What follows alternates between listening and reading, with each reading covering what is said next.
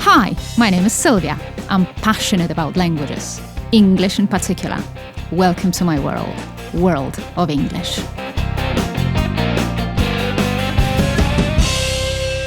The subject that I'm bringing for you today is something that I have come across. The question I have come across many, many times, because you come to us and you ask us the question, how to learn to speak English. So many people around the world learn the language, and so many people complain that they are unable to communicate in the language, they are unable to speak. And my answer is always the same. It's not rocket science, but you just simply have to know how to do it. There are a lot of fallacies and there are a lot of mistakes that people make, and these mistakes that are made there, they cause frustration. And because of this frustration, you also lose your motivation, because you wake up in the morning and you just think that you've been doing this for such a long time and there is no effect. So you just say, no, I will give up. I don't want to do it anymore. But if you follow a couple of tips, you will be successful, or at least you will be more successful. And you will believe in what I say, that it is indeed no rocket science. So the first thing that you have to remember is that you have to produce the language. There is no other way. There is no secret behind it. And this production means that you have to teach your brain how to produce phrases, expressions. And the brain, this is what we already know, how the brain works. The brain likes pairs, expressions, a couple of words that go together. And just imagine a situation that you are stressed and you have to say something. You have to say something in a foreign language. In our respect, that will be English. And then you start panicking, and the brain is panicking with you, because all the brain knows, all the brain remembers is just the English word and a Polish translation. For us, it will be the Polish translation because we are native speakers of Polish. And then in this situation, in this stressful situation, you will never produce the sentence.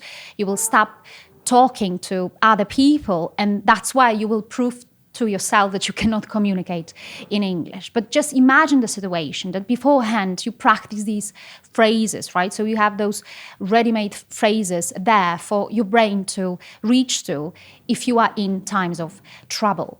And this production can be performed in various ways, and I'm going to give you a couple of tips here. Some of them are actually really funny, because one of them is the speaking to yourself. Of course, you have to do it in a very comfortable condition when you know that you can do it, right? So this speaking to yourself, of course, seems a little bit funny, but it does help indeed.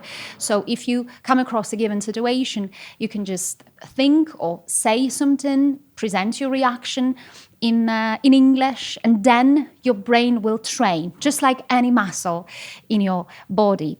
Another thing is that you can write something. You can write little stories every day, like diaries, where you produce a couple of sentences and you write down what has happened to you on a given day. And when I say that you have to train and you have to practice the whole stories or whole collection of the language, it means that it does not only have to be speaking as such, but it also has to be writing, and it also has to be listening. Many people forget about that, and they are very surprised because I tell them, hey, how much of the language you listen to? And they say, no, I don't listen much. I just want to talk to people. But you have to remember that if you listen, you also learn how to speak. So you have to practice all the skills. You have to practice speaking, you have to practice writing, you have to practice listening. Yes, there is grammar, and grammar is something that you have to know and you have to learn. But definitely vocabulary, or the production of ready expressions, is more important for us. And you have to think about the process. It's hard for us to imagine because we don't remember this process, but we can talk to our parents, we can talk to our grandparents, or we can observe just other little children. But what we have to do is we have to practice just like those little children do. This is what we did when we were young. Please remember and try to think about this process when you were a year old, 2 years old, or 3 years old, and you were learning your mother tongue. Oftentimes we use this expression of a language barrier And of course, we can describe it as such, like that there is this language barrier. But in fact, I would say that there is no such a thing in the brain, because we all have the qualities and we all have the skills and abilities to speak languages. It is all a matter of practice. And then imagine how much of your mother tongue, how much of the language you listened to, how much of your mother tongue you wanted to produce when you were little, and how many times you produced the language, and compare it to learning a foreign language. We did that as little children very often. We did that every single day, every single hour. So we wanted to produce something, and then we were listening to stories. This production is so important because it trains your brain. And I use the expression stress, and you have to know that speaking in public, speaking to people is stressful for everybody, including myself. It is stressful when we have to say something in our mother tongues. It is stressful even more so when we have to perform this speech in a foreign language. But we can teach our brains and we can teach ourselves how to do it and how to deal with this stress, because suddenly, if you have the qualities and if you know what you want to say or how you want to say it, this stress will diminish, this stress will go, and suddenly you will feel like you are kings of the world because you will know how to do it. Another thing you have to change in your way of thinking is that you have to stop blaming yourselves. Oftentimes, we hear it, teachers hear it, that you come to us and you say, there is something wrong with myself, right? I have tried so many times before. I have failed so many times before. But not many people come to us and say, hey, maybe there was something wrong in my approach. Maybe I didn't know how to do it right. Maybe some other person who was teaching me at that time, maybe they didn't tell me what I was supposed to do. And yes, it happens very often that this learning through just sheer translation, like you have a given word in Polish and then you have this given word in English, it doesn't help you much. Of course, you will learn the language, you will learn some bits, but you will never learn the whole structure and the whole production. And coming back to this stress that I was referring to, it is always there. It is in everybody, and it is all just a matter of practice, how often you do it and how confident you become in what you want to do and in what you want to say.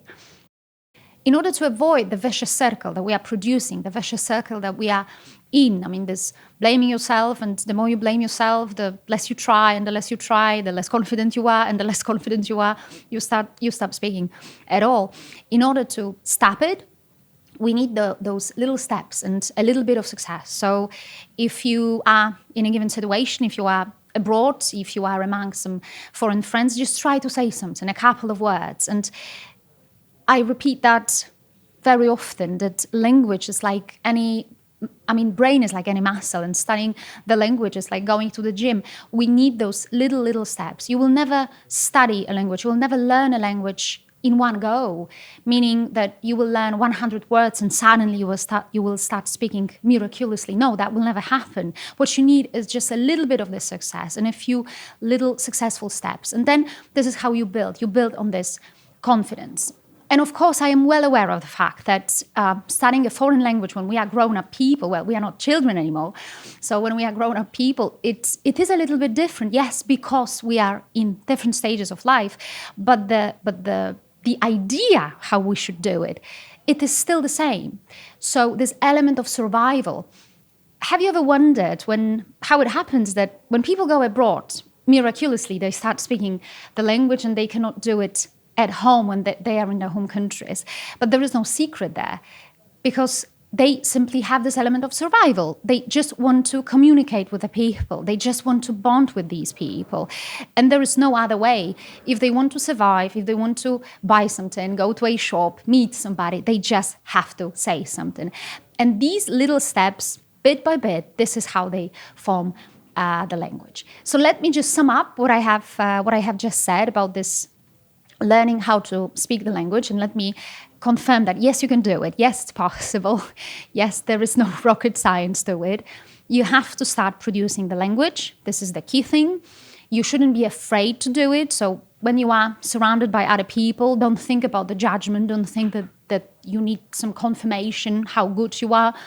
I have been there. I have spoken to various people, and even if I have made a mistake, there was nothing wrong about that because people were always very cheerful and they were happy.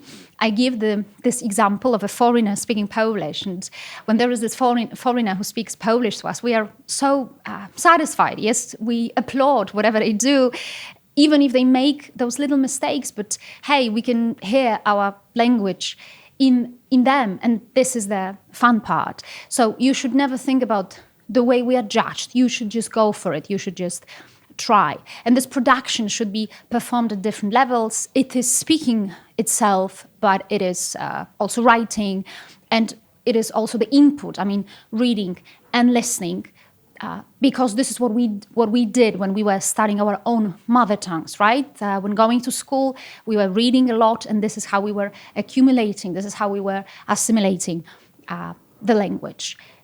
And that's all there is, actually. It seems very simple, but of course, all the difficulty lies in simplicity.